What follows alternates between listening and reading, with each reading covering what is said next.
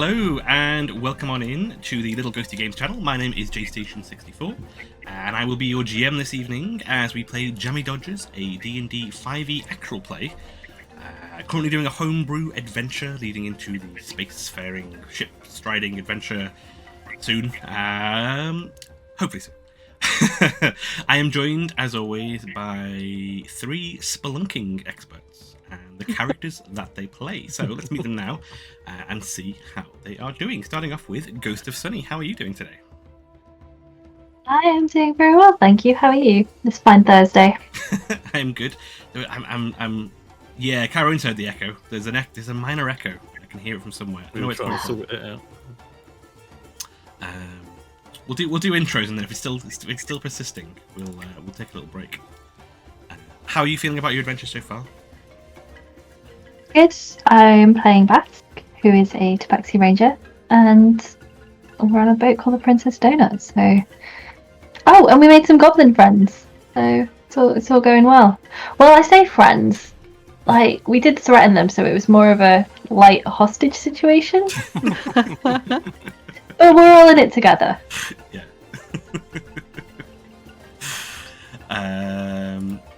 One of the chief hostage negotiators, I believe, was Amadan. How are you doing today? Hello there, everybody. What an amazingly bright Thursday it's been. No rain for once. Perfect. Oh, that's very nice. Yeah. Are you feeling wintry? I'm feeling the ends of autumn draw close and the chill starts seeping into my aged bones. I play Jomp, your friendly little kobold sorcerer. Jomp is really excited to be out on the open sea. Not quite so excited to have taken some sort of firebomb to the face by a group of goblins. But yeah, looking forward to seeing what we can find about this Grick. Yeah. And speaking of those injured cruelly in the last session, RevTed, how are you doing? I'm a little woozy, to be honest. I took a bit of a couple of daggers and knives and rusty swords or whatever they were to the everything, really. So. Yeah, Rusty's going to need a tetanus shot for sure. Yeah. But apart from that, we're all good. So, good to go. Excellent stuff. Are you guys ready to return to the high seas? Near the coast. Is that high seas? Is it low seas? Nearby seas. Yeah. Close seas. Very excited. Close seas. Close seas. I think it might be. If anybody can hear the echo, I think I might have resolved it. My camera source had decided to include microphone options, which it's never done before. So I think it was very quietly echoing through what I was saying. Cool. So our 3 adventurers in search of the missing vats of Scrumberry Jam and Traevous, along with whatever Caustice might be. You followed some discovered directions. For the first time, got to serve as crew aboard the Moondancer, bringing along with you, as all great adventurers do, a baker, a smithy, and a carpenter. And you decided to celebrate a quite beautiful renewal of vows between Demi and Raph aboard ship. But before the speech was lovely. Sorry. No, it's all good. It was a very good speech. I mean, the captain was a little bit put out that they didn't get to do the officiating because but it was very well done. I would have done it as well. I think it's the right choice. But yes, before too long after the wonderful ceremony, thick fog prevented any further progress of the Moondancer, and so you set sail in your very own yawl, which you named the Princess Donut. Out in the mists, you discovered a raiding party of goblets led by your old friend Stinker, who, through some threats, some bribery, you have convinced to come on side, and in turn they led you to the opening of Grick Hollow, where Traevous is rumoured to be, along with a monstrous creature known as the eponymous Grick. which is pretty much where we pick up with the Dodgers now. Let me just switch over to something that I forgot. We got a little picture of the cave you guys are at. Let's switch over to it, shall we? Take you to the ocean. There we go. Should be that. Feels like, has it been a while since it's not been? It's only been a week or so since we played, right? It just feels like it's been a while. 2 weeks, wasn't it? Did we? Because we were. You are right. One, sorry, Chris. Yeah, you would have had a slightly separate setup, and we also did Mario Kart, which might have messed me up. it's yeah, there it is. There we go. And yeah, D&D Online was the one that we went to do. So that was the very entertaining interlude that we did, which I'm looking forward to getting back to. Although before we do continue with the adventure, I spoke to RevTed and realised that I didn't realise that you could change your character stats or do feats or anything like that on character startup. So I might need to recreate my character because they're a basic boy, which I didn't realise. I was just like, halfling, away. Arms. I kind of thought, I remember thinking that I thought during the narrative it was going to be like, and this is the point where you choose your stats. And then I was like, wait, we played a whole session with many adventures. It's only just dawned on me that yeah. Oh. I'm quite impressed. It's like, you know, in the Hobbit. In the game. What were you saying? It's like, you know, when the hobbits like leave.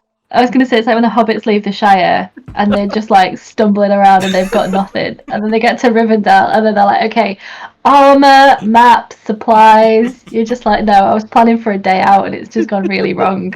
Like when Elrond says to Sam, like, you've not optimized your stats, Sam. I'm afraid you're going to. You've got 2 feats available to you. You've not taken. Anyway.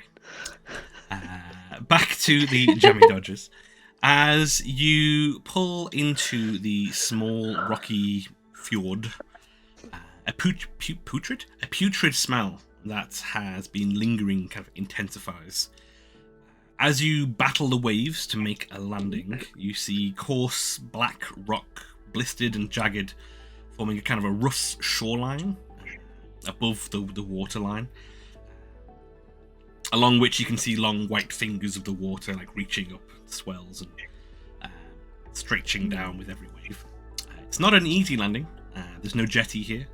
How are you planning on making this landing? We're gonna do Kobold ways just to ram it and jump out at last minute. But we named the ship though, haven't we? So we can't crash it. Oh. we have 2 boats. We have the Goblet boat and we have our boat. Can we crash the Goblet boat and leave ours, and then? I like that idea. Are they still in it? They are. There's I think five goblets aboard the little goblet pirate ship. Oh, it does feel kind of crap doing that though. That doesn't feel like a nice thing to do to the goblet. Hello.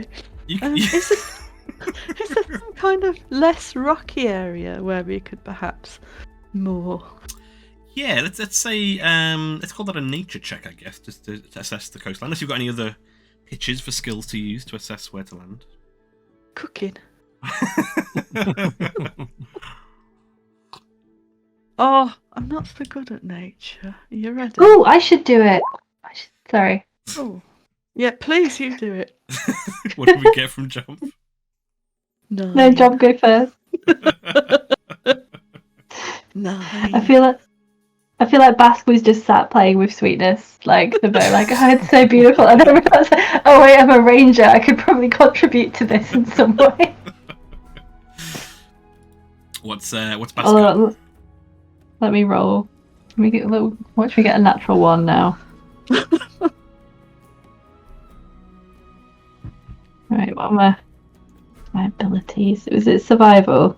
Survival or nature, whichever you. Oh, Survival's now good. you say. Woo! That's a nice roll. What do we get? 23. 23. Very, very good. And as Jomp points over the bow of the ship. Yeah, How about bow of the ship. there? You see like a Big huge wave jagged just rock. like crash up into the sky and like scatter down as mist. What Basque's gonna do is just kind of pick Jump up and just kind of rotate them so that they're pointing to the correct place. Readjust the jump compass and Yeah. and you can see that is where better. the goblins are headed, and also you just about make out another boat is already up there as well. So you can start making your way to there. Are you going in on sail, or are you going to go rowing in? You've got a yar, so the choice is up to yar. Yarr. What do y'all think? What are the goblins doing? They don't have a sail on their boat. They've got a row. They've rowed everywhere they've been. The road is long. What do y'all think? I think that we might be the baddies in this game scenario. No, we're not bad. Are we? No. The Grick's bad. We're okay. We're good. We're good? Do you think we should We're row? o- Do you think we should we're row? okay. Goblins are... Goblax are rowing. Yeah, because 2 of us can row and then 1 of us can like steer. Rudder it I up. feel like we yeah, rudder is the word. So as the waves crash against the rocks, and you guys are heading towards the safer port-ish, who's on the oars? Who wants to make some strength checks to man the oars? I don't mind manning an oar. Is it a straight I can take- strength? We're gonna need 2, otherwise Jomp's gonna be going around in circles. I'm a weedy boy. Are you? Are you on the rudder? Yeah, let I me would make a have thought strength. that moving the rudder as well would be quite hard. Yeah, it's probably it a strength less hard check? than rowing, I imagine. It'll be a strength athletics, unless you've got anything else to pitch me. Let's go for athletics. Oh, I can do athletics. 16. Let's go for all athletics, and everyone can roll an athletics or strength check. Oh my word, I've started, chaps. I've started. Natural 1 for everyone. Natural 1. Wow. Oh dear. Started, as is my wand. With, God. I was like- I still beat you, Rusty, with my natural 1. 6 for Rusty. A on the 6. steering. So whilst Basque's putting their oar in, I guess Jomp, your strength largely comes from your shin pads now, right? So, maybe Have I got the all upside down or something? maybe Or trying to row with just- your feet wasn't the best idea, is you? Well, kobolds only have something called pedalos. And you row with your feet, and it seems right natural to me. So, I'm going to go and try to copy Basque, because Basque, we're literally going in a circle, aren't we? Needs to be doing it properly. Well, as the tide is coming, washing you kind of into the rocks as you're steering your way in, the Princess Donut does take the yawl yaws at an angle and begins to make its way to the cliffs sideways, as the goblins, having carefully dismounted their boat and getting ashore, see the Princess Donut coming for them lengthways towards them and shriek. Is there anything you guys can do to pull out of this situation? Can we How close row are in we either to the boat? direction You're heading. to slow down? Oh, you changed the direction. Sorry, I thought you said which way you're heading. Trying to apply a northwest-south to that then. Heading towards the rocks. How far are we from the docks? It's probably going to be like 15 feet before you guys make land one way or another. Can we aim for Travis's boat? Like if we can't slow our descent, I don't know why I've decided that this is like a boat dodgems, but like if we slowed rather, because like I'm thinking if we ran the goblet boat, we're just gonna smash both of our boats. But I'd rather we probably shouldn't ram anything, but if we have to, we should aim for Travis's. Ramming speed, chaps. That's a regular thing I hear down the shore. Don't ram anything. I try not to. It's a common phrase at the docks over in Scrumberry. So, are you instead of trying to pull out, are you going all in to go over the goblins and into the parked boat, which you assume to be Traevous'? I'm going to make a loud, like a kind of noise just to warn people. And Jomp and Basque, what are you guys up to? I am. I've got the oar in the right way, and I'm desperately rowing. I'm not sure where I'm rowing to, but I'm rowing. As the boat rotates, this rowing in the air. There's no more water where Jomp is at. I haven't noticed. I guess it's going to be strength. We'll call it athletics checks from Basque and Jomp again. Rusty, your classic warning has given the goblins clear notice, and they all hit the deck as the Princess Donut comes sailing in. I got an 11. 11. Basque. Go on, sorry, Rusty. I 16. 16. Okay. I was going to say that surely sailing implies that there's some kind of control and mastery.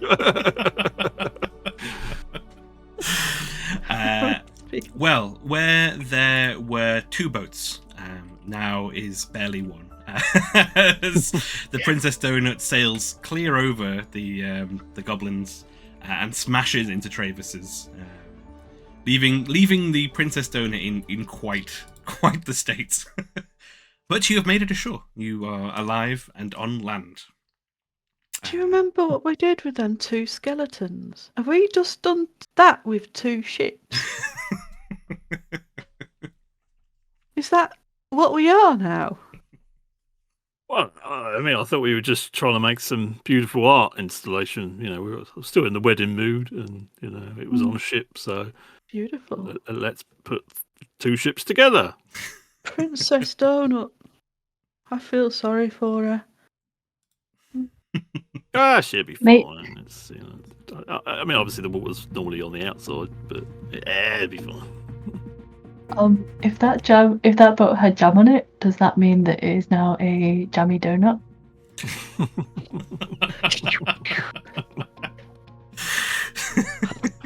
It's a jammy something, that's for sure.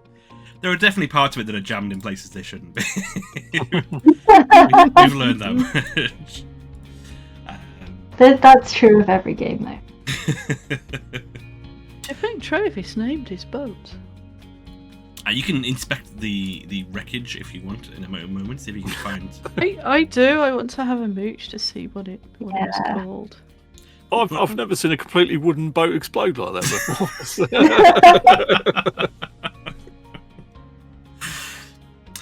Do you want to do a investigation check, perception check, depending on what you're looking for? How are you going about your investigation? I am literally looking for a piece of wood with words written on it. Cool. I'm very simple. 12. Because we had all the good rolls the other week. 9. 'Twas a boat. At one point, you have learned. Crashed right into the nameplate on both sides. That's a shame. We'll never know what boat we destroyed with the Princess Donuts. Alright. What are the goblins doing? Are they just watching us, like going, what the heck? So the goblins, having made a rough and bumpy but secure landing,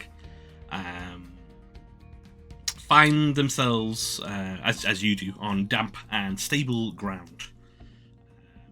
Before you, the darker, more jagged rock trails lead up to a huge opening in the towering cliff, which soon narrows down to a deep cave filled only with darkness and foul air. What's the smell that we can smell? Is it like rotting things? Yeah, like rotten Is it eggs. the same smell we smelt with the No, I just realised that was curtain only. It is, but I don't know that. but it has that smell has been permeating the fog since you've been in it, but it is getting stronger now, and the darkness of the cave ahead kind of heightens the stench that is coming from there. At the edges of the cave, where the spray from the waves is washing up and crashing against the entrance, pools kind of erupt and hiss with foul-coloured steam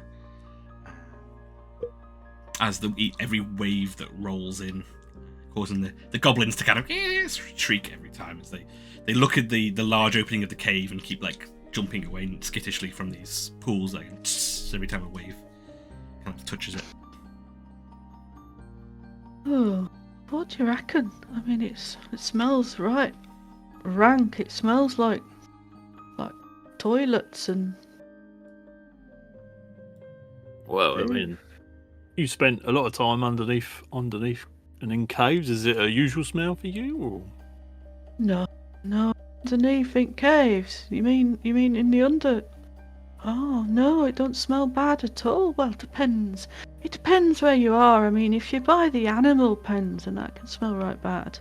And if you buy the barracks, then that can smell right bad. And if you buy the foreman's office, well, that smells really right bad. If you buy the homes, oh, that smells right bad as well. If you buy the egg tenders pit, that smells right bad as well. So maybe you've got a point.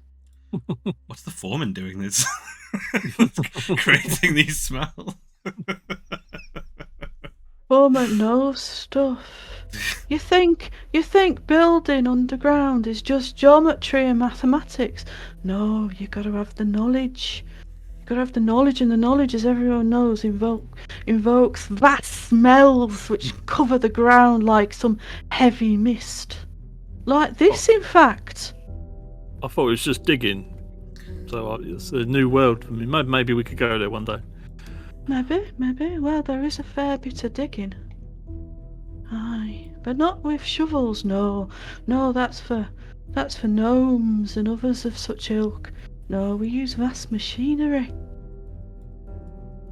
Well, that's made out of kobolds, but it's still machinery. Organic machinery. I was gonna go down that road, but no, I don't think I will. That's another day, I think. Into the realms of arcane mechanomancy. Yeah. Like the foreman. Oh. If you go to a kobold cave, just like a full-sized Tonka truck made of kobolds will just roll up, all holding hands to make wheels and dumper truck parts and stuff. That's it. How did you know? Miasma. The goblins, kind of cowering together in front of this cave, will look back towards you, and are we still going in? We are sneaky. We can sneak ahead, I guess. And then another water hits one of these pools and hisses. And they shriek again. Well, I didn't even see you there. Wow, you are really good, and I thought you'd already gone in ahead of us. Wow, that's amazing. That is, yeah. Don't let us stop you. You know, take the lead. You don't need to patronize us. We're going I'm not going to patron anyone. Further away from where we've all landed. Can we see any footprints in some of like the drier sand? Do a survival check. Hey, Basque, can you see any footprints? Because, I'm right close to ground. Maybe I need to have a eagle's eye view. Oh, I got a dirty 20. Oh, nice. It's 10. 10. Basque. It's damp, so Basque's trying to get the sand out, and he's not focusing right. You can tell the where you'd normally find steps is damp and unpleasant, but Rusty may be following some of the shards of the. Did you say you got a 20 on your survival check, Rusty? Yeah. Cool. Maybe searching where the shards lead into, like, at the entrance of the cave. you can see the odd footprint. A boot, remnants of a boot print in like soggy, deep swells of muddy sand. So we know that he went into a cave then. Well, we know that someone went into a cave. Just looks like another human footprint to me. How would you tell humans apart from their footprints, by the way? Well, I don't know. I don't know. Me. Must be a science. Look over at Basque, who's busy preening, or whatever cats do. I'm a bit worried about Basque in this highly humid environment. I have sweetness, so I will be fine. But please don't put any more sand on me. You know, I can clean you right up with a touch of magic, you know. It's the sea salt that people forget, and when they're by the sea, you just get, it's like exfoliating. You just get blasted with it. Don't it In the chafe? air. It's in the sea. It's in the air and the sea. Is it good for you? Exfoliation. Well, I mean, it depends really. You know, if you were to lightly rub yourself, walk barefoot on the sand, yes. If you were to slide across a rock at 400 miles an hour, no. All right. It's about speed. Exfoliation's about speed and roughness. Speed and roughness. Yeah. Got it. It's a balance in it. You don't want too much of. Well, you don't want too much of either, really, to be honest. Not too much speed or roughness. Okay. As you stare into the cave, Rusty, following these footsteps, you do indeed do the hide thingy, because the cave is pitch black, which may be a problem for Rusty and Rusty alone. Yeah, it looks good to me. Can't see a thing. It's just full of black. Yeah, that's quite handy. Don't go down below then if you can't see a thing. What? Oh. Well, there's nothing there, is it? All right. Do we want some light? I mean, everyone will see us if we have light. I don't know. Oh, there will. Jomp, can you see Jomp? I can see. We can see. Maybe the goblins, if you go first, and then if I go next, and Rusty, if you want to make how shudders, you can hold onto my tail carefully. Oh, well, yeah, I've got very dexterous fingers. I've actually been holding it for the last 20 minutes. And Jump, you can keep an eye out and make sure that there's nothing behind us. On you go, Stinker. All right. Yeah, when you say about having to go into they're going first, like their ears will like go back and be like, oh, okay. The six of them will creep forward into the darkness. Basque and Jomp, you can see them kind of beginning to carefully navigate their way through these rocky passages. Rusty, you just see goblins go into the dark as slowly, surely, the dark envelops you as well, as holding the fluffy tail of Basque. As you step into the gloom of the cave, the fog begins to thicken further and begins to fill your lungs. Can you each make for me a Constitution saving throw? Oh boy. A 12. 12. Oh no, I did charisma. That's wrong. Oh, you got a 0 on your charisma. You can charm that smug away. Well, not with a 0, you can't. I got a 10. It charms you. Quite like this fog. I'll just lie down for a minute. 7. A 7.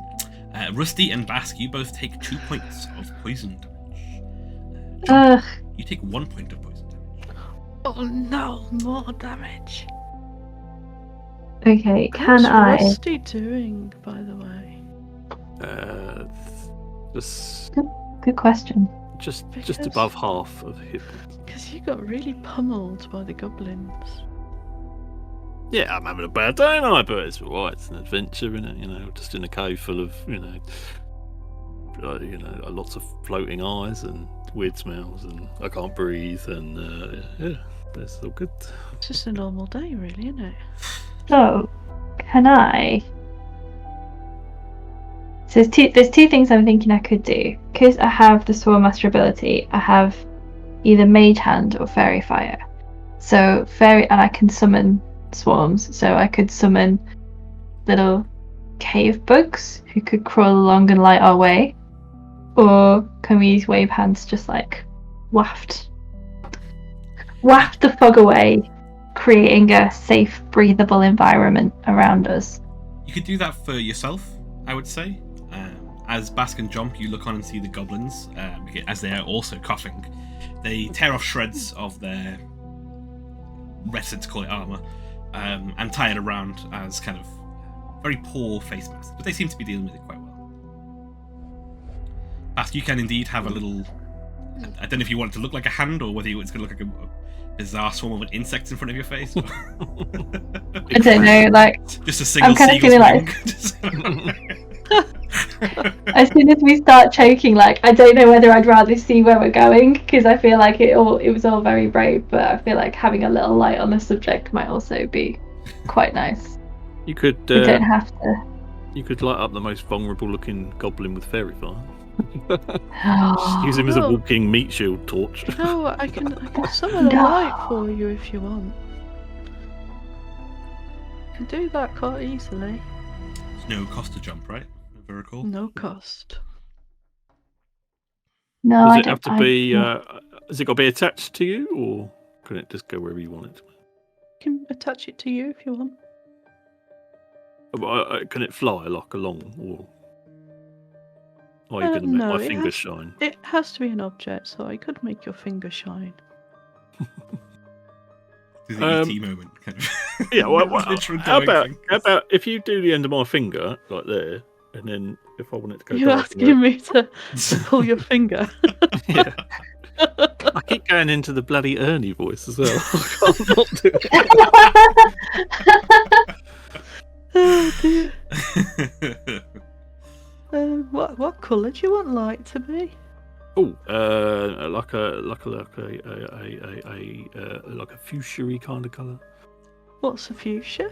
I don't know. I read it in a book. It sounded good. I don't know. Blue. I'm gonna put a blue light on the end of. I'm gonna call you Ernie then. On the end of Rusty's finger, I'm gonna rub my dubious ball of mud and poo and ashes That's a bit funny. of many kobolds on the end of your finger, like I'm chalking a cube.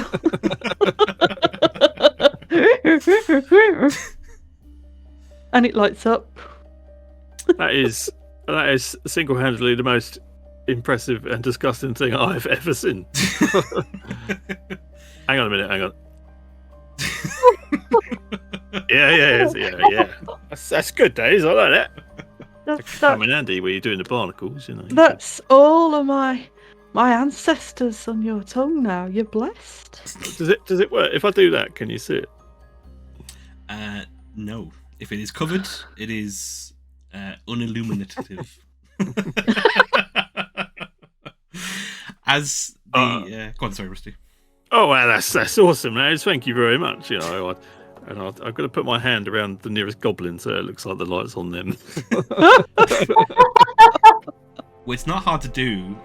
Speaking of covering it, as soon as your finger illuminates, one of the goblins who, as they approach you and enter the light, you recognise probably a stinker. I mean, they're all kind of looking the same, and will immediately kind of wrap one of their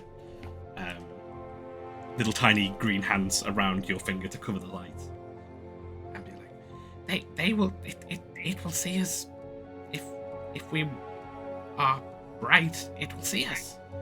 And they kind of like, yeah, but look if I something can't see them, then they can't see us, can they? That's how it works. This light thing. That's what a light mage told me once. Close your eyes, go away. And they look pleadingly at you and very afraid of the fact that like the light announces you as well as the reverse. But they're here to do pretty much what you say. But they'll look like, oh god, as they go back to. I'll tell you what. Let's compromise. You hold my soft, wet, glowing hand and lead me along the cave, and I'll do something equally as epic in return when the time comes. Oh, okay. And we'll like very slowly begin walking backwards, like pulling you by the finger. You're like 2-3 times his height, maybe. I ain't doing much for my back, so I don't think you've got the raw end of the deal, mate. I'm gonna lead you for. I should have thought of something a bit lower to light up, shouldn't I? Or removable. Well, if you want.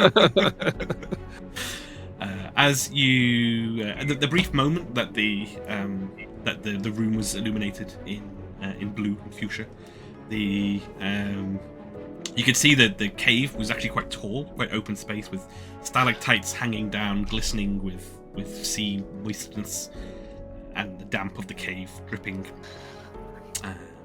and the general kind of dank cave that you were in. The flows of this fog seem to be kind of like flowing along the ceiling, much thicker than where you were out into the outside with the mist that you guys came in through. But they will continue to go forward, if you will, leading Rusty by the hand.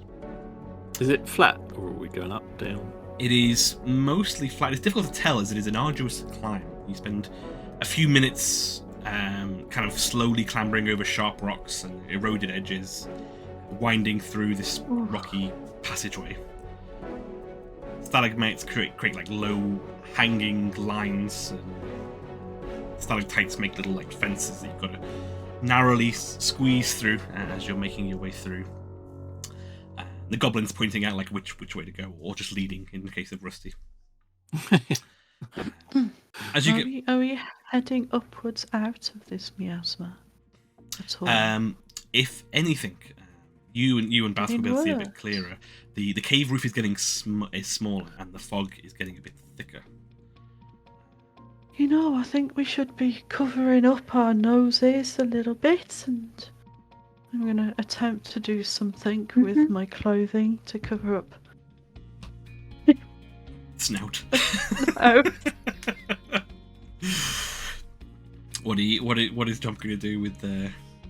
What are you guys wearing, by the way? It's a pretty interesting time to have a look at. What do you guys got on that you're now going to adapt into some sort of?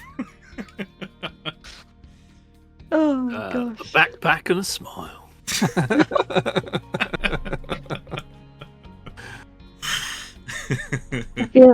I feel like Bass got like a little stripy fisherman jumper and like one of them little waistcoats, but with like loads of pockets.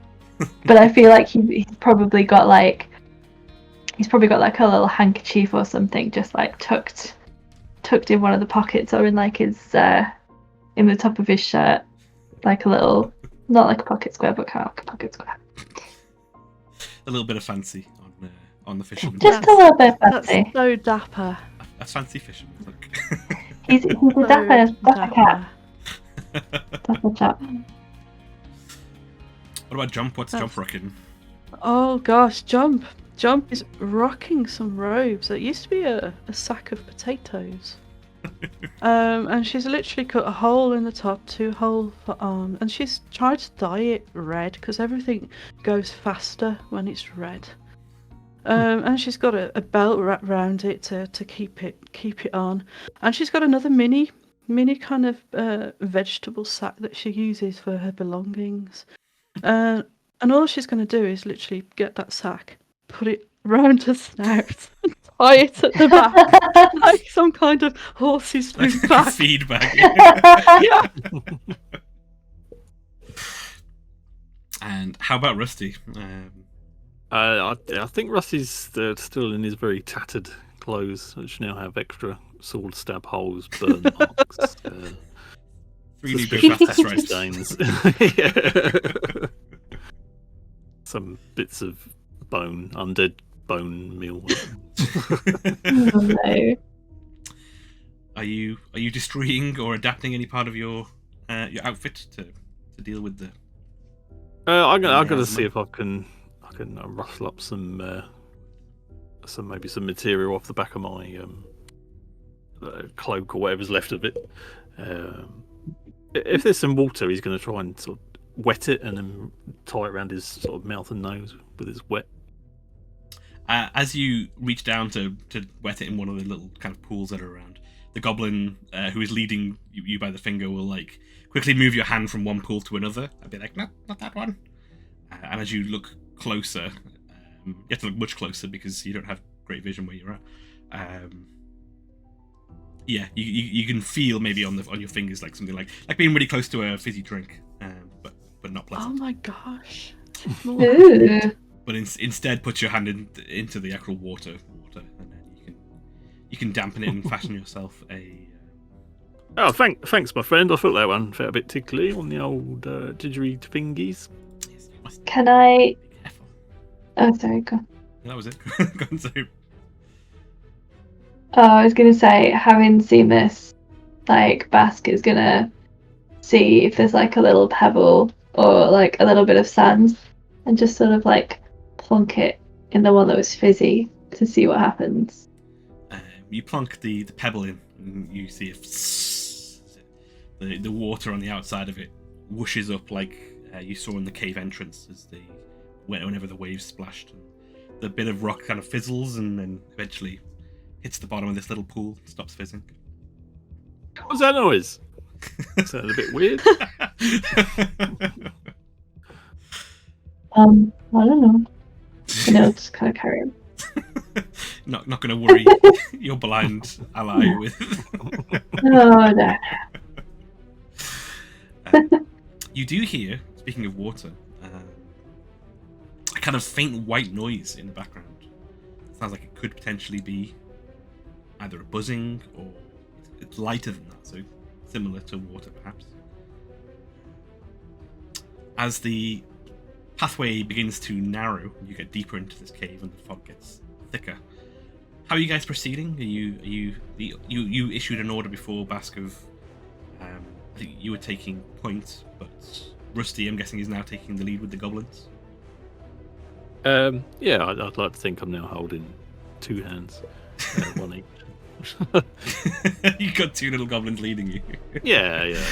Well, I might have sized them up and just made sure that, as a whole, they were big enough to cover my form, if need be. Little human, well, non-human goblin shields. As you guys clamber forward, it becomes, again, similar kind of progression as you're stepping over large boulders and making your way through kind of slippy, smooth passages that you've got to kind of shifty around the edge of. Basque, as you step over one of the larger boulders, one of the goblins quickly turns back at you and hisses, "Look out! Look out!" Can you make a dexterity save with advantage? No. The goblins have aided you. Let me find dexterity. Playing on the app. Dexterity saving throw, so I don't know if that's somewhat different on the app. I also. Oh, okay, that's fine. I was going to say I think I've got something else to help with that, but I'll take the 24. 24, yeah, okay. And yeah, you managed to step just a little bit further with the goblin's warning and your own cat-like reflexes.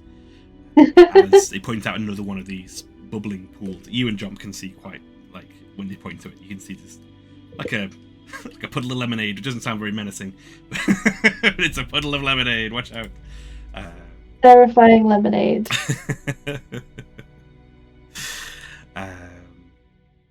As you lead further, you have your covering over your face, and you have the goblins leading you, so you don't need to make any more checks. You have guides, and you've prepared yourselves. Every now and then, the goblins leading the way will kind of creeping forward and glancing back to check on you to make sure you guys are following and still all in one non-melted piece.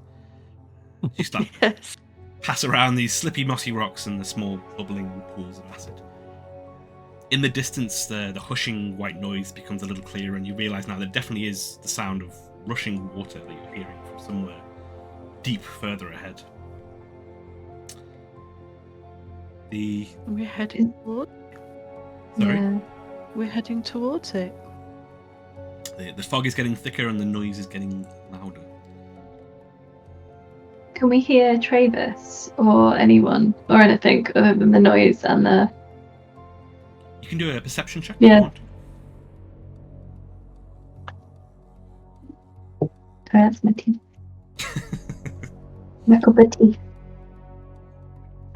All adventurers need some tea. Well, in my case, coffee. But I'm not an Very adventure, I'm a monster, so that's fair. Monster. You are a monster. Beep. Oh, 11. So 11.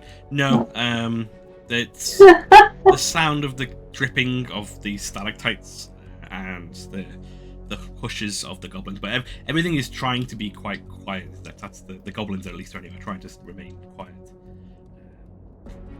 Yeah, you just hear this kind of white noise in the background of water rushing somewhere up ahead. Darkness. The fog starts to get thicker as you progress further, and the visibility drops so much that as it slowly kind of glides towards you and back out towards the ocean, the goblins disappear in front of you, Jomp and Basque. Rusty, you can only see the ends of their kind of hands as you kind of they lead you forward.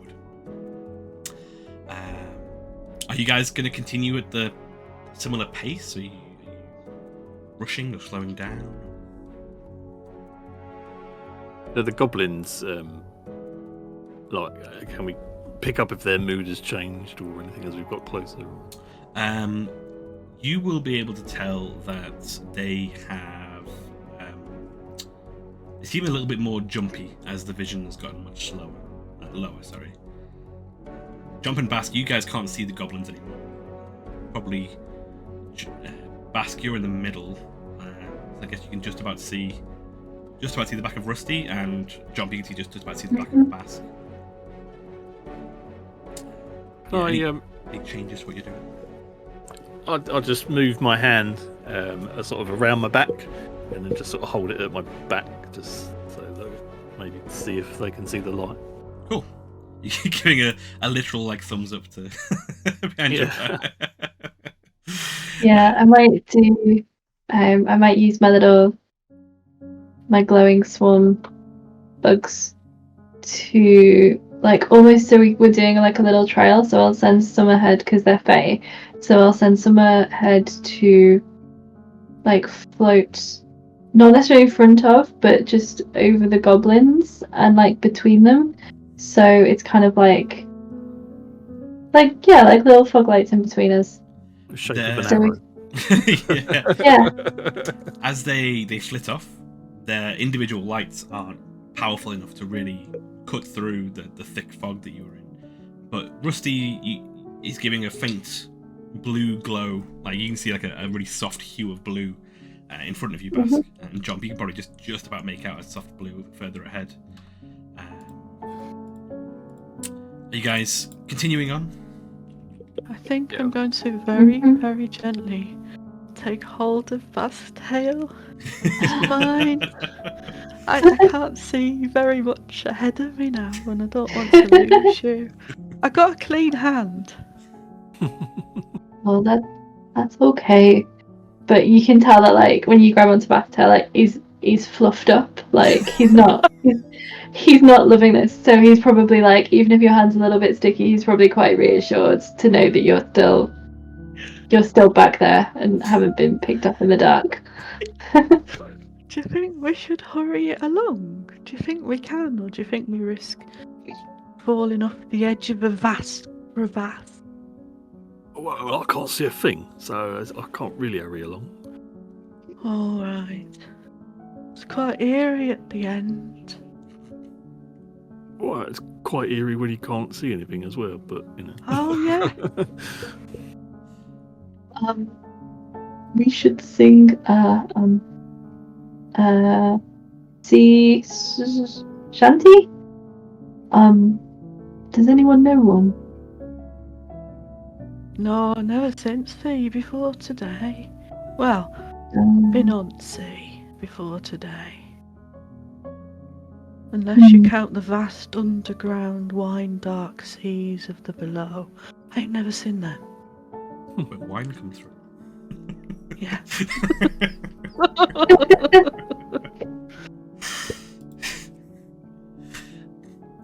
And as you're asking Basque, you feel a little tug on your side as out of the mist a small green hand is like pulled on the side of your fur. I'm being like, please don't. We're trying to be quiet. Okay. You're jingling along. Yeah. Yeah, climbing along We'll skitter back in off my heavy armor. to the mist. Stopping you from breaking out into a musical number. Oh, I was just trying to lighten the mood. But I imagine like if Bass did start singing, it'd be more like cats just yowling, like caterwauling. It would be deeply unpleasant, so it's probably for the best that the Freak little out the goblin Grick. Get some intimidation game going. What the Or hell is this accidentally coming from do me? accidentally do like a Grick mating call. Oh god, no. As you press forward, Jomp and Basque immediately followed by Jomp, you almost come to a you see Rusty light kind of stop before you, as Rusty the goblin kind of leads you to a stop. Let go of your other hand because you've released the light now anyway, and they'll like what you think is Stinker will like very vehemently say, keep the light behind you, please, as they squirrel off ahead somewhere. Basque and Jomp maybe would have bumped into the goblins or into each other if it wasn't for Rust's guiding light has led you all together. And you can see just a few paces in front of you now. The goblins seem to be gathered round, discussing something urgently in whispered goblinese voices. You hear the water rushing louder, nearer. They're saying? Anybody speak goblinese? Oh yeah. Oh, you do. Excellent stuff. Do a perception check because they are whispering. I'm gonna clomp over to them. See, what's up? Why are we stopped? As you Why are we stopped? 8. as you walk over to them, you do notice something seems a little bit different. As you, Is the ground lava? the ground has changed. The hard, jagged rock has given way to a smooth, slippy texture underfoot. It's difficult to see with the fog swirling around. Feels different to my tippy tappy feet. Does Jomp wear shoes? No. Is hobbiting it up. Shoes don't fit. Yeah, so you'll definitely feel this difference on the floor. What's going on, chaps? And they'll look to each other and Stinko. Oh, sorry. And then I'll repeat it in Goblinese. It's really bad Goblinese. I've like said, sup my homies.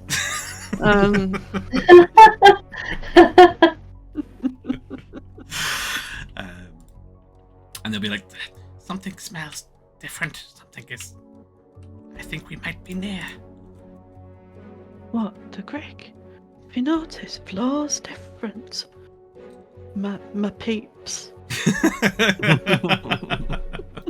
They'll like give you like a double look every time you say something. Like, what? And Rusty and Basque, yeah, wait, if you guys have kind of joined as well, you'll be able to notice the floor has changed a little bit. Can make a deep. See if I can. I mean, it just smells like same old rubbish to me. Can you smell anything different to my friends?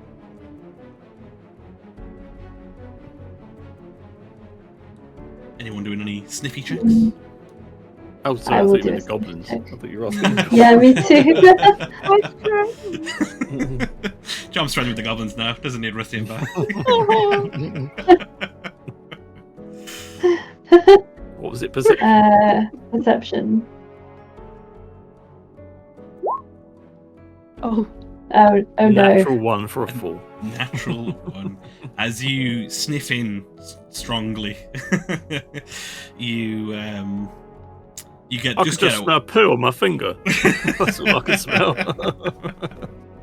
You get this strong waft of the toxic kind of foul smell that's you've been kind of trying to keep off, and manage to cough and cat sneeze your way back out of it, but you don't get any information from at all from that, unfortunately. No, I got a 6. So I think he's probably breathed in, and then his sensitive little cat nose has just gone, oh no, and then that was that. Did you do one as well, Rusty? Yeah, a natural 1 for a 4. Oh, yours were the natural ones. Oh, sorry. Yeah.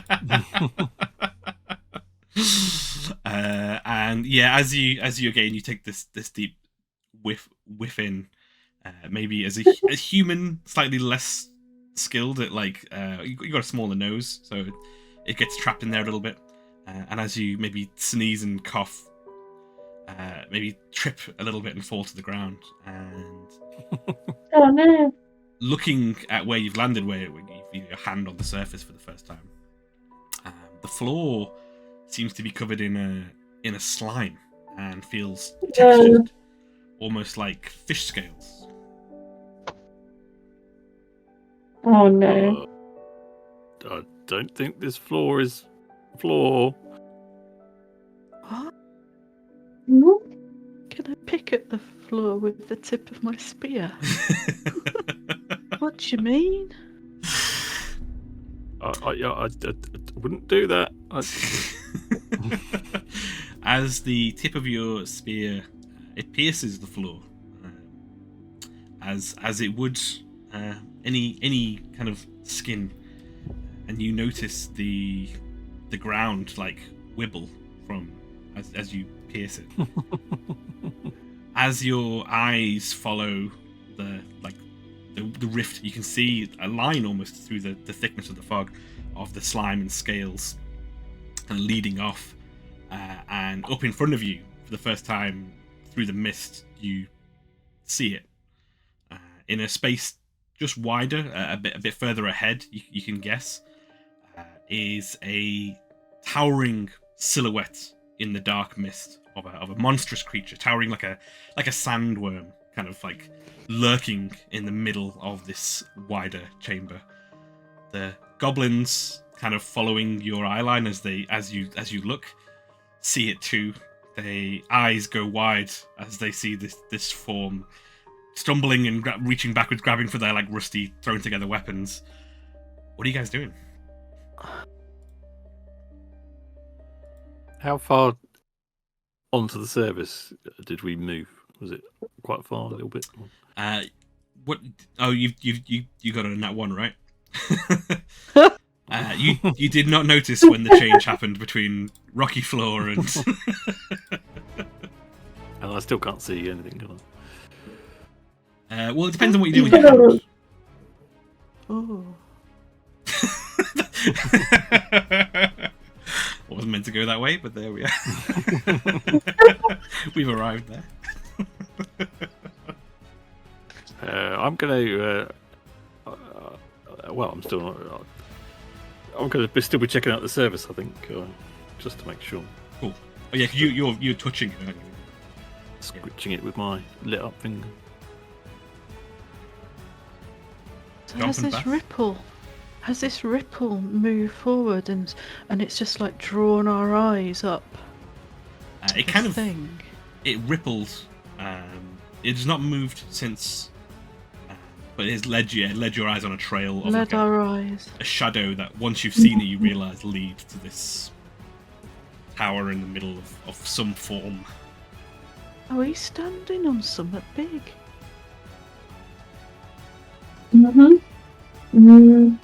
What do you reckon? Do you think we should talk to it? Well, I mean, I don't know about you, but I prefer to have conversations with people aren't standing on top of me. Do you know where the solid ground is?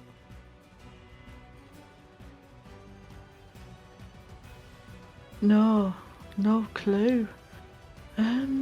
Is this thing moving? How far in the distance did we briefly see it? You can still see the silhouette of it. The silhouette isn't moving. The silhouette. Whatever you've done so far has not disturbed it. Maybe it's silhouette of a rock and it's just some titchy... it could be a titchy little thing and there's a light and the silhouette's gone, whoa, massive. I think we should keep moving forward. I mean, what's the worst that could happen? Well, it didn't seem to like it when you stepped it, so... It were a love bite, that. It were nothing. Merely a tickle. As you guys look to your left down this corridor, you can see pressed against the wall on the opposite side of this opening is 5 or 6 goblins with rusty daggers at arm's length, eyes wide looking at this thing, kind of slitting their eyes looking to you to see what you guys are doing. Weapons. I was gonna tip from here. What were you saying, Bas? I was gonna say, when they were scrabbling for their weapons, I was probably feeling quite bad because we've kind of like dragged them into this situation. They're obviously quite scared, and this is quite a big monster. Like, we knew we were gonna fight a monster, but this is a big monster, so like Bass probably gonna be feeling quite bad. So he's probably gonna go over and put himself in between the goblins. You say they're over by the wall. Yeah. So he's probably also gonna. We're still on the scales. As you go to the wall, you're no longer on the scales. Back on solid ground. Okay, so I'm gonna get onto the solid ground and put myself between the goblins and what I'm assuming is the head of the Grick. And get Sweetness ready. Just, you know. Nice.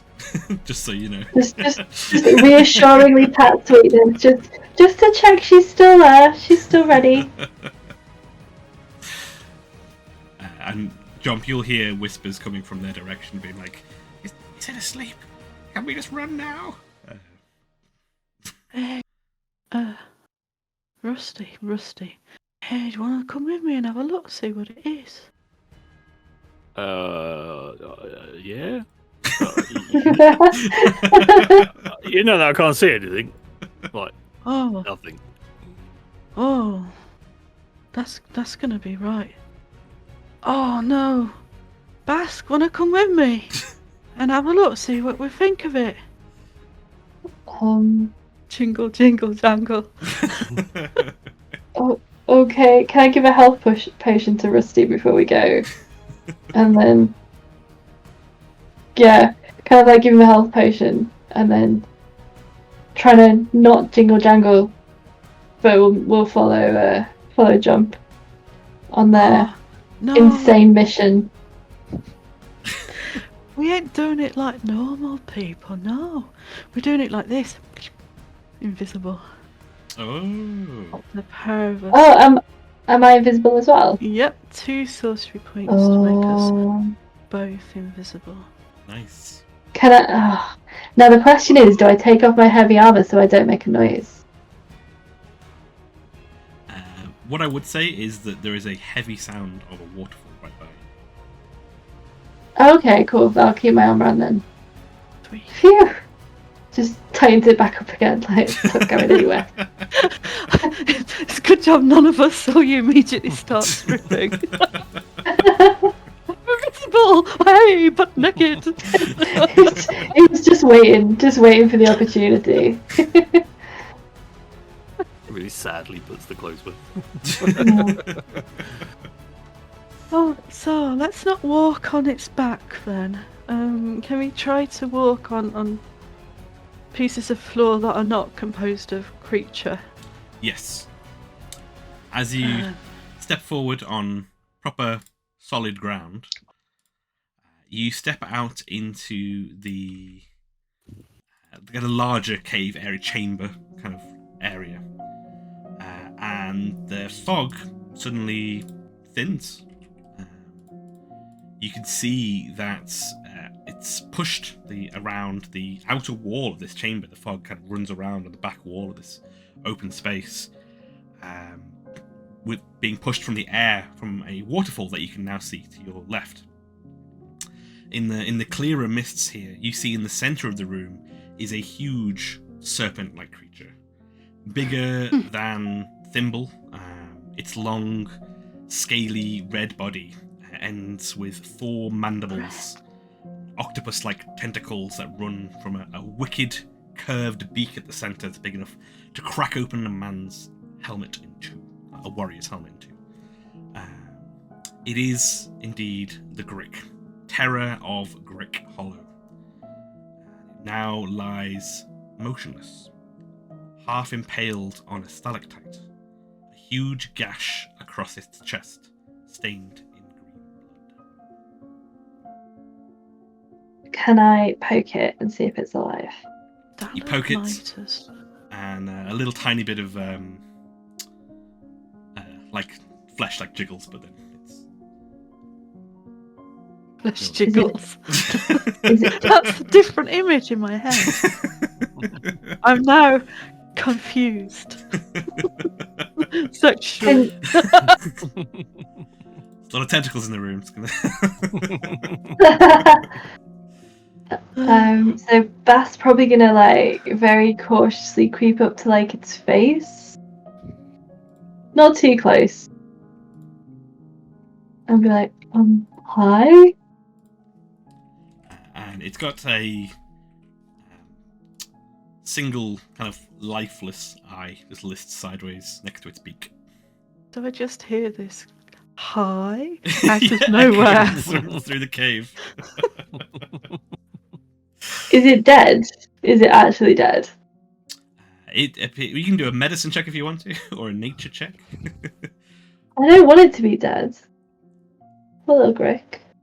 It looks like it's like tripped and fell on a stalagmite or something. You can do an investigation or a perception check if you want to, Jomp. Oh, I'm right good at that. I'll do it. What we're doing a medicine check. Oh my 18. word, look at your medicine roll. Looking over it, you can tell that it is indeed dead. The stalagmite, I should say, is fully impaling through it. But you can tell that it has many other wounds on it. Slashes, burns. It is the... What did you get, Jump, sorry? I got a whole 10 on my investigation. It is not difficult to see that there are scratch marks in the wall, as well as other small burn marks. And it is clear that something happened here. And it was killed. Highly unlikely that it was a workplace incident has taken place for the Grick. I wonder how long ago it was. You can tell that it's... Gonna ask Basque, how long ago do you think it was? Yeah, Basque, you can tell that it's fresh-ish. It is not fully begun to decay properly, but you can see where something... it's got these burn marks that kind of cut through into its body. Similar to the burn marks that you found on the skeletons that you made into your beautiful art pieces. This was... Are any parts of Grick's worth something? Are there meat? Is their meat delicious? You can do any kind of checks you want to. Feel free for stuff like that. As you are looking over the impaled body of the Grick, the goblins are going to come forth out of the mist. Rusty, are you going with them, or are you still hanging back? Well, the last time I knew, someone shoved something in my hand and I'm standing in the middle of a wibbly thing and I can't see anything. You've just heard panicked gasps and "is it dead?" coming from I think Rusty's still trying to do a very loud whisper.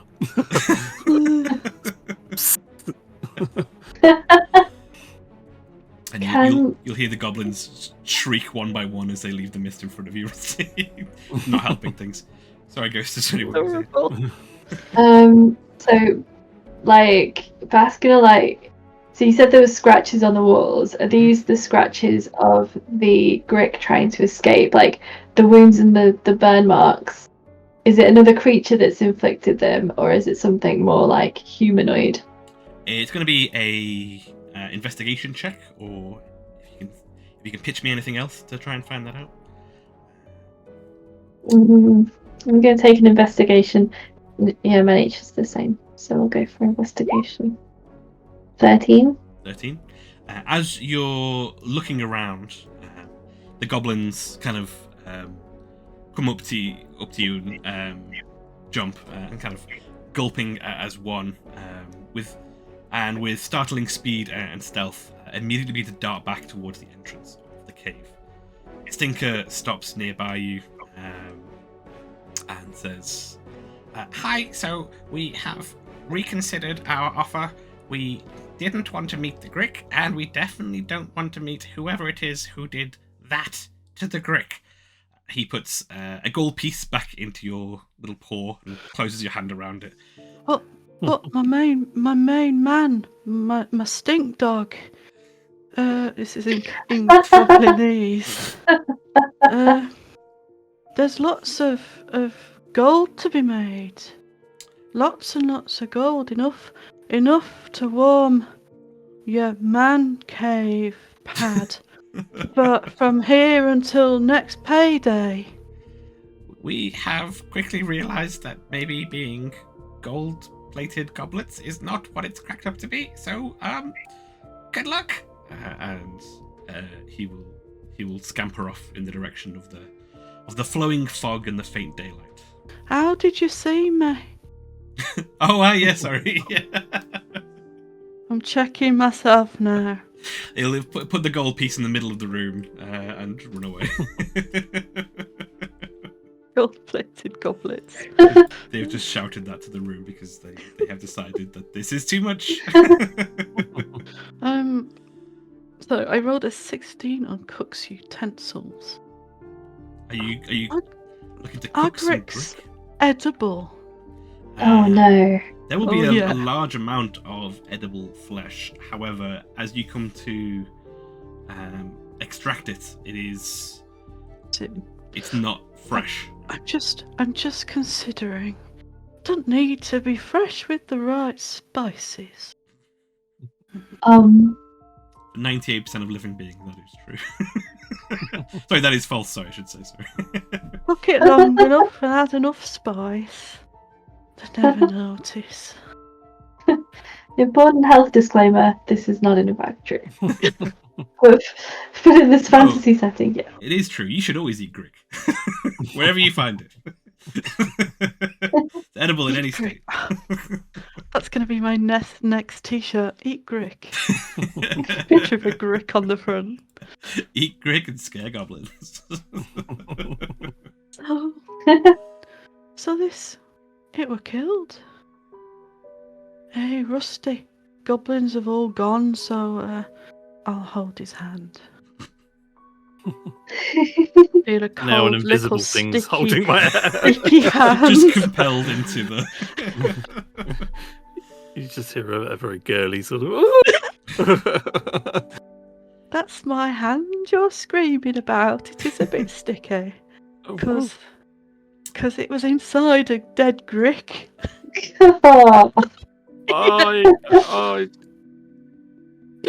I'm just going to pretend this interaction never happened.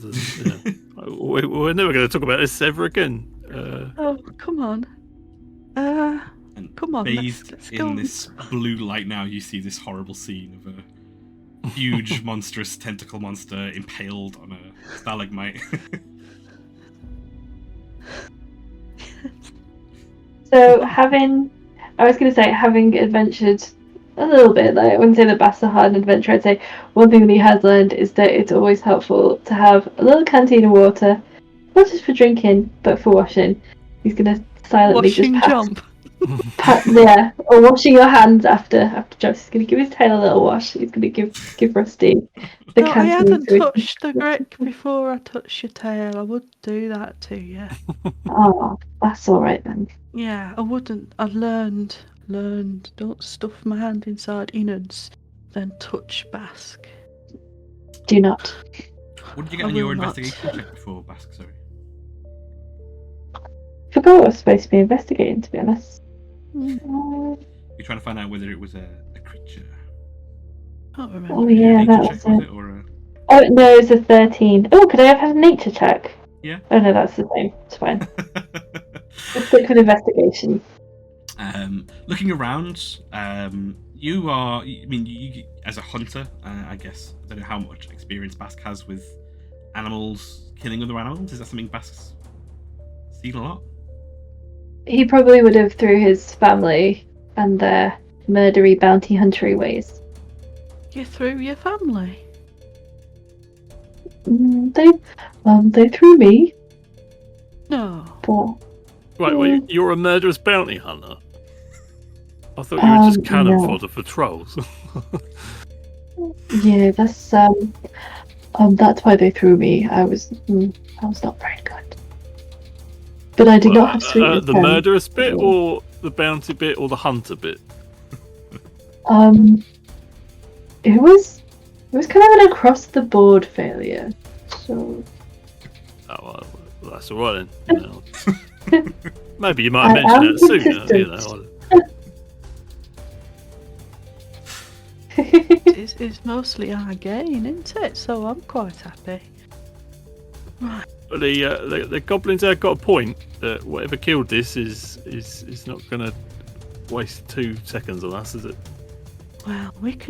Well, Basque can creep forward because you're invisible. I'm assuming you're there. I can hear your voice, and I'll creep forward with Rusty, and let's see what happens. I mean, there's that waterfall there. Maybe there's a room behind a waterfall. I've heard of that in a song. Miss Flowerpenny was singing one early morning when she thought I couldn't hear her. I heard a song about waterfalls, but it said that don't chase them, which I thought was a bit stupid because I don't. Miss I got the Flowerpenny's song in my head now. classic. Yeah. Don't go chasing waterfalls song by Miss Flowerpenny about the secret That was rooms behind. that was the sea shanty Basque was thinking of. TLC. TLC, because it's a sea shanty. Hey. Oh. It's a spelling pun which works really well. Spoken out loud. There we go. Sorry. Oh boy. You can recognise, Basque, that the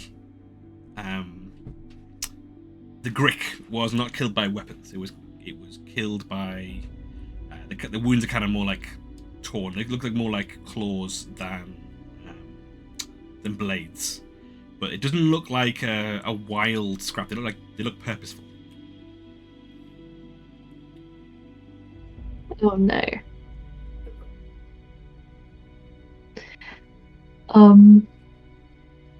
So this is. Yeah, the goblins were right. This is. It just occurs to me that goblins have just left with the only boat off this place as well. The donut is serviceable. Oh. The donut is serviceable. That's a statement that I've never thought I would hear. If not a joyful ride anymore, it is. Yeah. Right. So, The ring bit's gone, but the hole in the middle's still okay. the ensuite is a write-off, but Shall we carry on? What do you think? I mean, do you think Traevous did this, or Clarice, or no? What were that other name beginning with C? No, not that one. The other one. Caustice. Is there even another way out of this cave? I mean, Yeah, it must be. There's a waterfall there. Water has to come in and water has to go out, otherwise we'd be drowning. Learn that pretty quick down below. Is the water coming from above to our level, or from our level and below? So, as you approach over to the waterfall, the thunderous sound kind of and spray fills the air. It appears to be channeling some kind of underground river. It's around 10 foot wide and equally tall. Emanates out of a rock, like 10 foot above floor level of the cave space that you're in. And down into kind of a foot wide chasm that runs the 10 foot width at the bottom. And you can hear a hissing coming from down where the waterfall falls into this little chasm, and the mist and the miasma kind of shoots up out of it.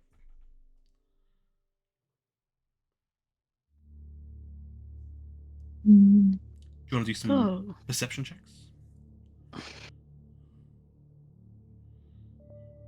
Yeah. How wide is the waterfall? Sorry, did you say? It's about 10 foot wide. It's almost squarish. So can't block. I can't.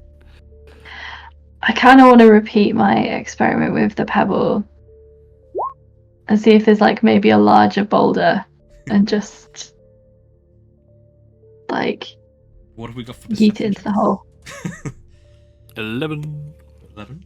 Rusty. 13. What did I get? It's not clean. It's a 11. 11.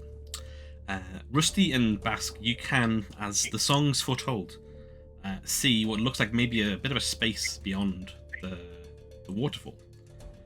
Jomp, you're lower to the ground. Keen eyes can see what looks like little trails of green on the other side, running along the floor.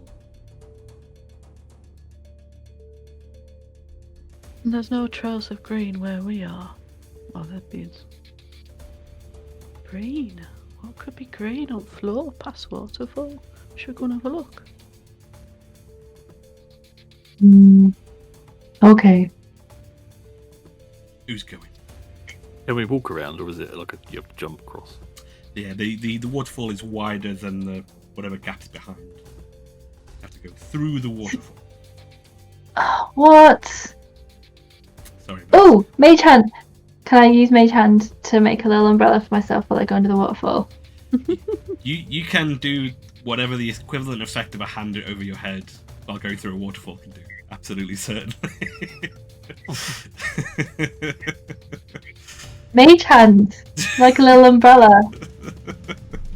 It is approximately the size of a hand's worth of cover from a waterfall as you go underneath. No, I'm sure it's better than that. It's probably not better than that, is it? Fine. Isn't it Fine. mage paw? Mage paw, yeah. You going through Basque? Resentfully and quickly, yes. You hop through and Jump and Rusty. You'll just see a shape of the water open and down again as invisible Basque jumps through the waters, the pouring water. On the far side of the waterfall, Basque, you can see a tunnel continues deeper into the mountainous rock. The floor is littered with a maze of trickling flows of this bright green liquid. Now you're through the water, it's much brighter. Can I sniff it? You can do, and it smells like a much more concentrated version of whatever is in those little pools. Oh, boy. It trickles down the stone pathway, creating like a hopscotch.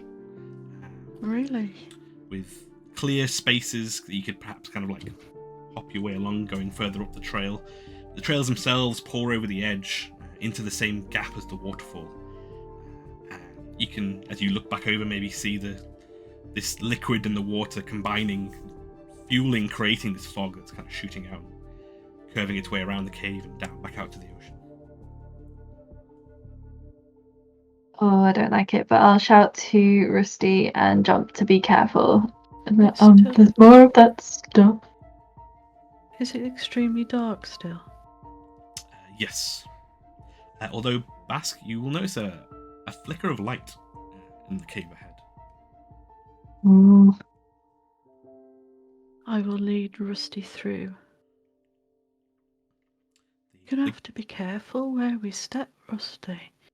There's like green stuff over the floor.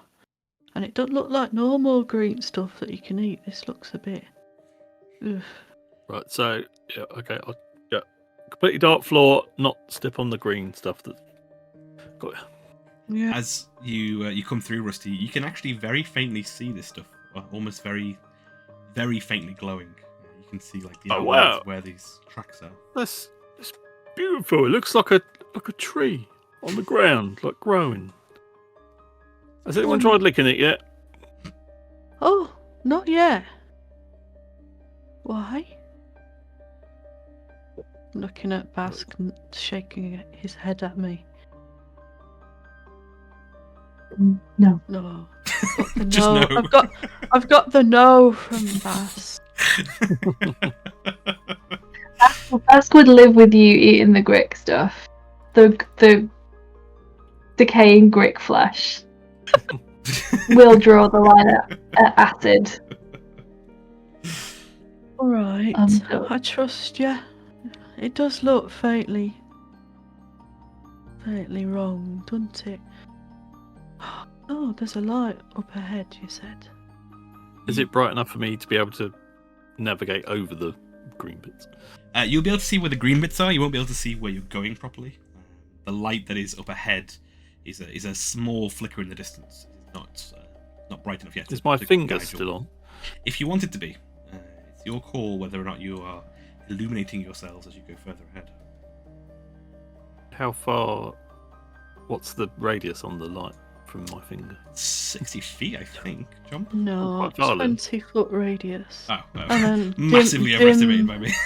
Dim light for a further 20 feet. It's like a floodlight for 60 feet. Rusty opens his hand as everyone's blinded instantly. I'm gonna sort of hold my finger down and then put my hand in front of it and hold it sort of pointing at my feet so I can. Very nice. It's like I've got a crotch torch. Rusty discovering new things with their finger they never thought they'd have to do. It's gonna be it'll be great fun later. How long does it last? Only an hour, but I can cast it again if you want. Rusty, whether you illuminate it or not, you do visually appear to be alone in this cave, as both Jomp and Basque remain invisible at the moment. Yes. What is... I'm assuming you're there. You know. Well, it'd be yeah, that's the wrong voice. It'd be a bit bad if you weren't there, would it? No. You know. I'm here. Don't know if Basque is here though. Oh, Basque is here. You haven't died, and you're not just like a voice in my head or something like that. Well, I don't know about that. Not 100% certain. I think if I was dead, then I would feel less icky. So I think I'm alive. What did you do with the goblins, by the way? Where are they? Etum? Oh right, are they nice? No. Yeah. One of them's called Stinker for a start. they ran away. They saw Grick and they decided... Well, I mean, I'd run away if you tried to eat me, to be honest. Sometimes when you look at me, you know, you do look at me like I'm a large chicken leg. Oh, I love chicken, me. Well, yeah, exactly. Oh, yeah. Shall we carry on? I mean, can we step over these green patches? It's all flowing down there. As you step over the green patches, well, first of all, you do notice that the liquid is flowing towards you, down into the waterfall. So there's maybe a slight incline on the trail ahead up to the little flickering light. The thing that's most noticeable, though, is on this side of the waterfall, by either some natural shaping of the cave or some magical contrivance, the whitewashing noise of the flowing waterfall, not 5 foot behind you, is now reduced to a mere trickle. And the quietening of the space is enough for you to hear faintly, echoing down this pathway, voices talking quietly from deep within. Now I'm going to go there again. Are they dead? Or are they in my head? Or can you hear them as well? No, I can hear them. I can hear them. I don't know what they're saying. From my point of view, you have to understand that I've essentially been walking completely blind for half an hour with a goblin hand, and then a sticky hand, and then someone dragged me through a waterfall. I don't know. I thought I might be meeting my maker, you know. No, not yet. Maybe because you can't see, your other senses have become better. Can you hear the voice? Who do you recognise it? He's kind of looking at Rusty. I think Rusty's got this new superpower. I've got this weird feeling that someone's staring at me, but I can't see anything. So. That's a really creepy thing to feel, like someone staring at you. You don't know where I've still got this bottle in my hand as well. Was that one of you?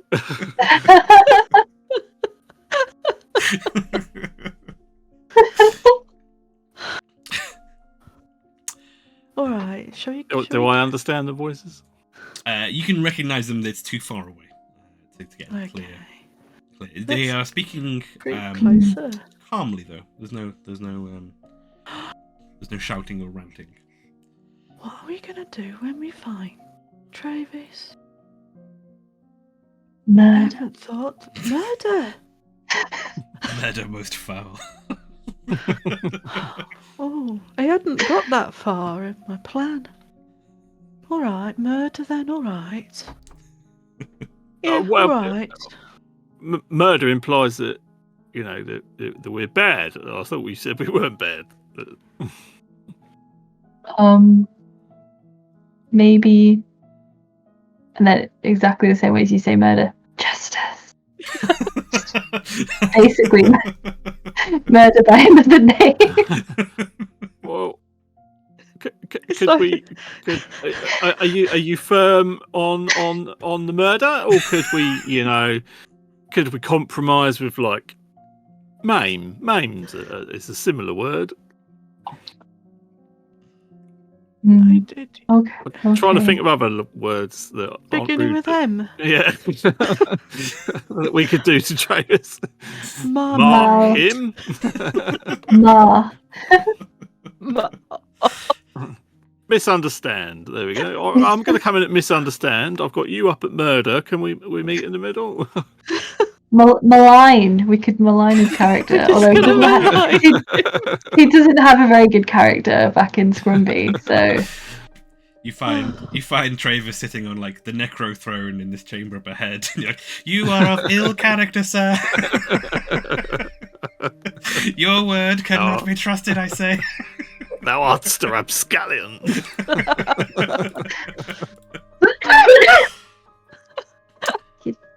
So, you guys What? creeping closer to the light and the sounds. Rapscallion. Yeah, well, I want to find out what this bottle is, so I'm going to go a bit closer to see if I can see the light. Well, you've got your glowing finger now, so you can see it if you wish. Oh yeah, your magic finger.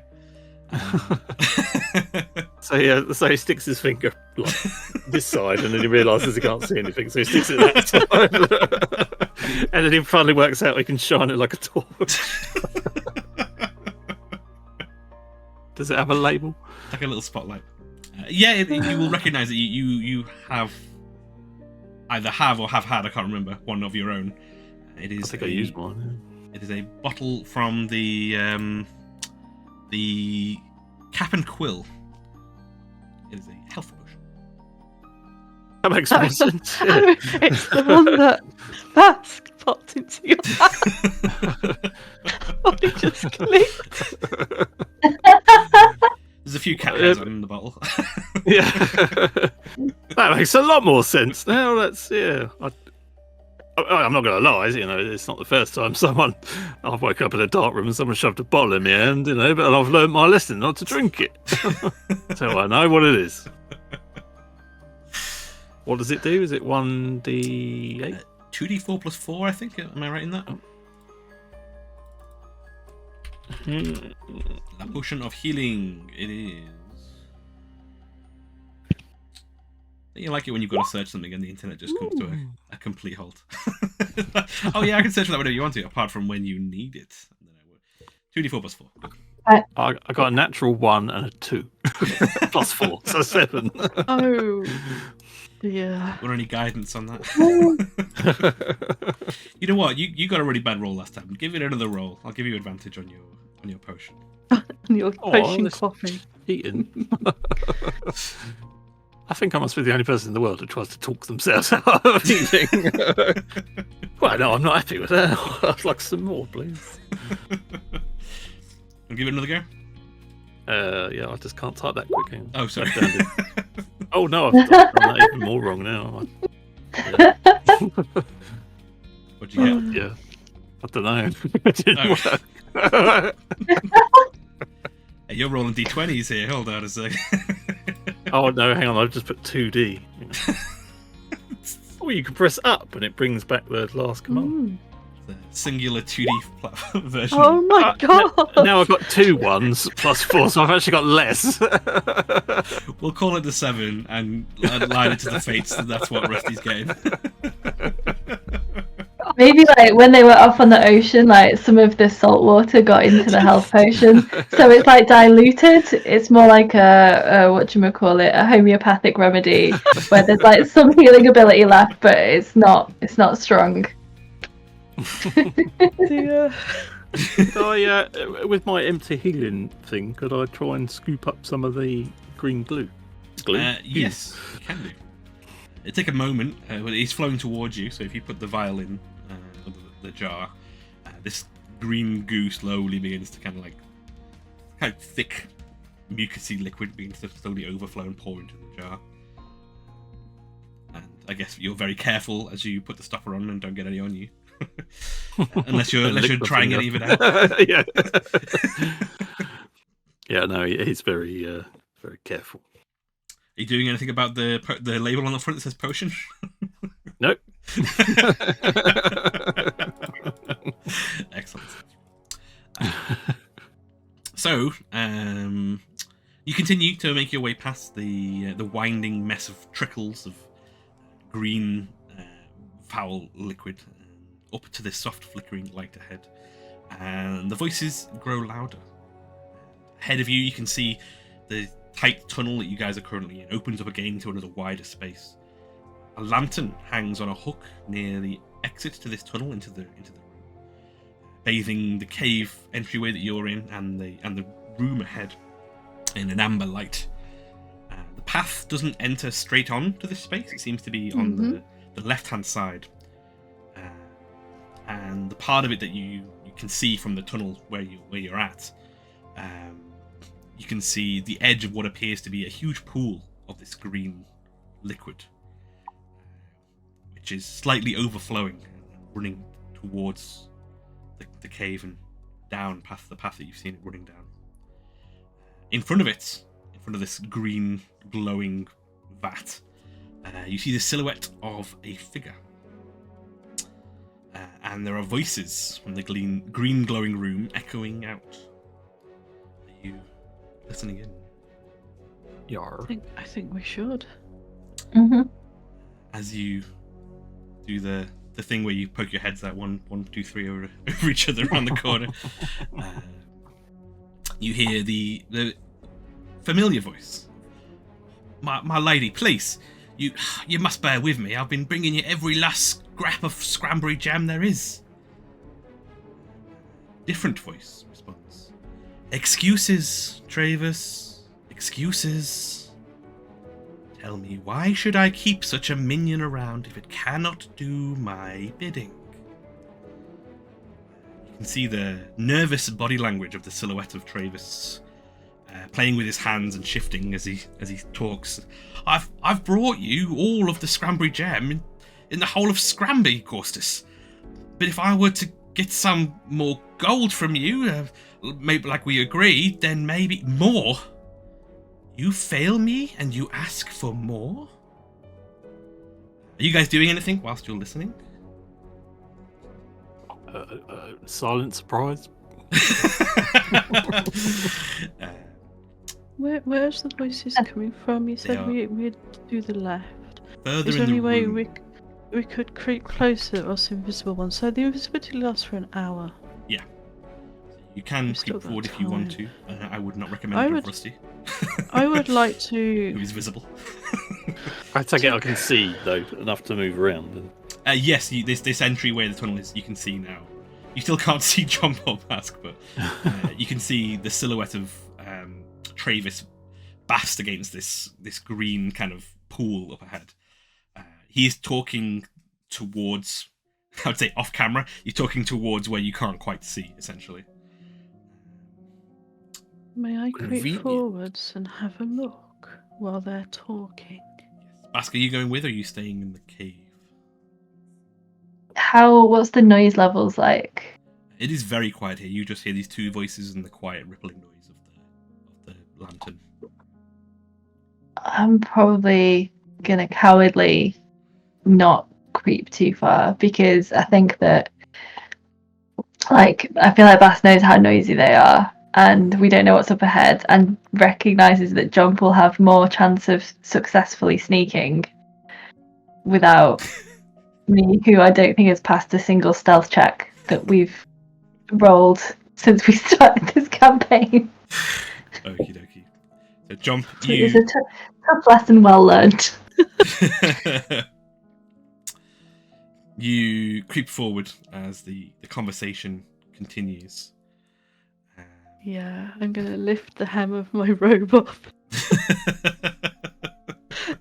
and tippy tap silently, possibly. Yeah.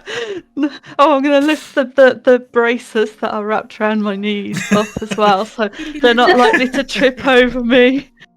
Get me over. Yeah. As you venture in, the conversation continues. More? You fail me and you ask for more?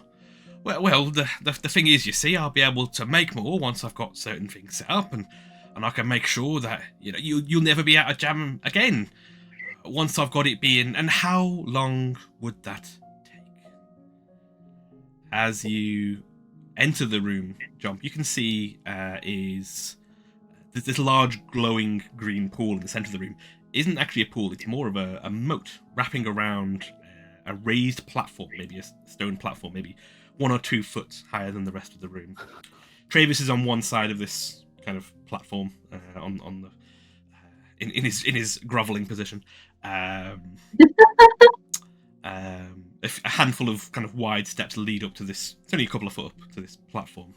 At the back of the platform is a wide crack in the cave. The back wall of the cave is filled with darkness, punctured only by 2 green glowing eyes, the weight of which kind of bear down on Traevous, who addresses the hole in the wall. And how long would that take? Not long. I'm sure we could get some to you soon. And you can see, like, he's thinking as rapidly as he can on his feet. In the meantime, maybe I could try and get you some more magic items, maybe. I don't want magic items, Traevous. I want the jam. I don't want it soon. I want it now. I need it now. Traevous takes a very cowering and, like, clearly fearful posture as he addresses the 2 eyes in the wall. Quick look at. It's an intimidating picture.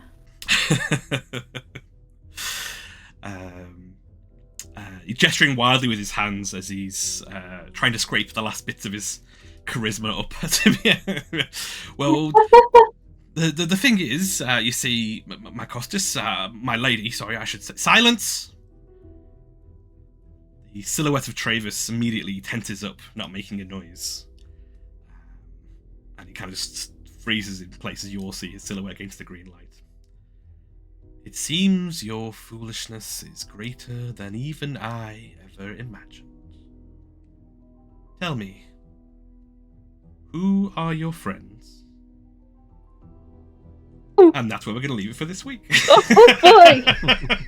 No! Oh boy! What I will say that I meant to say as well, before we do leave it there, sorry. As you were looking over the platform, sorry, Jomp, before you saw the green eyes in the cave, you did see on the right side of the platform, at long last, mixed with small piles of gold and cloth sacks, kegs, jars, and vats of Scrumberry Jam. The treasure. Long last found. The treasure of Scrumberry. Is it bad that I've had clients who sound a lot like Caustice? Like, I recognise this energy. Is that where I'm getting it from? I'm overhearing your work calls. I think so. I don't want to like. I feel like we've definitely had conversations like this.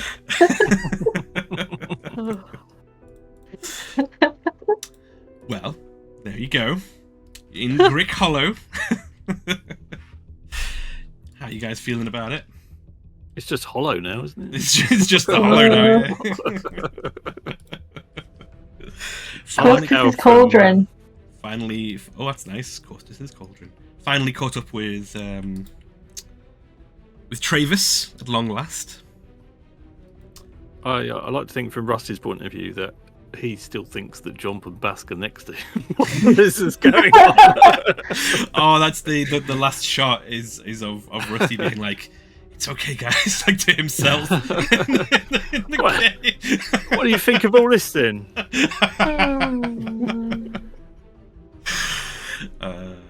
Excellent stuff. So, yes, we will find out what is going on with Caustice in the Cauldron next week for more Jammy Dodgers. What? What? What? I feel bad for wanting to murder Traevous now. I feel really guilty because I was like, we should murder him, and now I'm like, oh no, he's gonna die. She's gonna eat him. Like, you were literally gonna maim him like not 10 minutes ago. No. You were at murder, and we took you down for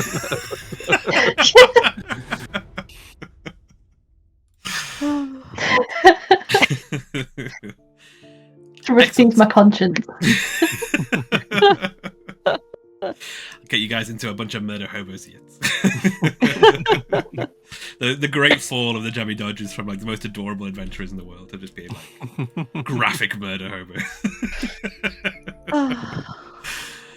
So yes, join us next week to find out what happens in the cave stays in the cave, or whatever. with our Jammy Dodgers, will they make a jammy escape? In the meantime, I have been JStation64. You can find me this Sunday playing Micro Machines with Ghost of Sunny, as we're going to play some of the N64 classic multiplayer. The first multiplayer I played on an actual physical N64 in maybe a decade. So it would be quite fun to give that a go and give that an interesting try. And Micro Machines is a great game. And yeah, you can find a bunch of stuff of mine over on my YouTube channel. With Jurassic Park coming to a... no, that's the wrong one. PlayStation 64, there we go. Wrapping up very, very soon. No. We've also been joined by Ghost of Sunny. How have you found this evening? Been good. I like that. I'm sad that the Grick is dead, because, oh, poor Grick. But I'm glad that we found Traevous. I have complicated feelings because it feels like maybe Traevous isn't the real villain, but he is kind of the villain. Because is Basque eyeing the silhouette of a certain bowler hat? Oh yeah, the bowler hat. Thank you for reminding me. Oh, maybe I will. I don't know. He would look dapper. The price of life is so cheap. But like, just got visions of like Bass like picking up and then like flicking the goo off it, and then just being like, ooh, dapper. Yeah, no, enjoyed it. Good. Thanks for running. Pleasure to play with you guys as always. Thanks for joining, everyone. You can find Ghost of Sunny's stuff on the YouTube channel, Little Ghosty Games. We've been playing Vaesen. We've got a new. I'm sorry. Yeah, I was going to say I think we've got a couple of new episodes out, haven't we? So go and listen to those. We've got plans to return to live streaming with it as well, which would be quite fun. Brilliant. We think. We have also been joined by RevTed. How's Rusty fared with their lucky potions? Yeah, I spent most of it in the dark, I think. Might have to work on something to do with that. But... no, I enjoyed it. It's good fun. You've been working on some new projects, right? Yeah, I've been streaming a little bit more. We played some Project Zomboid the other day. And I showed it off by dying 3 times, which perfectly sums up the game, actually. So. The third time lucky was good. I went back and watched it on the VOD of. Well, I literally said, yeah, 3rd time lucky, and then I got bitten by a zombie. Yeah, so that was... It's a cool game, though. I like the look of it. I'll have to check that out. It's a very deeper game than you'd expect it to be. So yeah, and the fact that it was 10 years old, I didn't expect either. I thought it was a modern release for some reason. Very good. No, it's good. And last but not least, Amadan playing Jomp. How are you this evening? Oh, wow. What a long trek through pitch black darkness to find the Grick already dead. Murdered, perhaps, Wah, wah. by assailants unknown. Hope everyone has a great week, and we'll see you all next week. I will stay behind to gaze at the sun. The sun is a wondrous body, like a magnificent father. If only I could be so grossly incandescent. Aegis to the sun. Aegis. We'll leave Amadan to it. Thank I'm you. off to learn Fireball. Have a good night, everybody. Thank you, everybody, for joining us. It is always lovely to see you all here, and I hope you all have a wonderful rest of the night. And we'll catch you next week. Cheers, guys. Yarp. Bye bye now. Good Thanks. Bye-bye.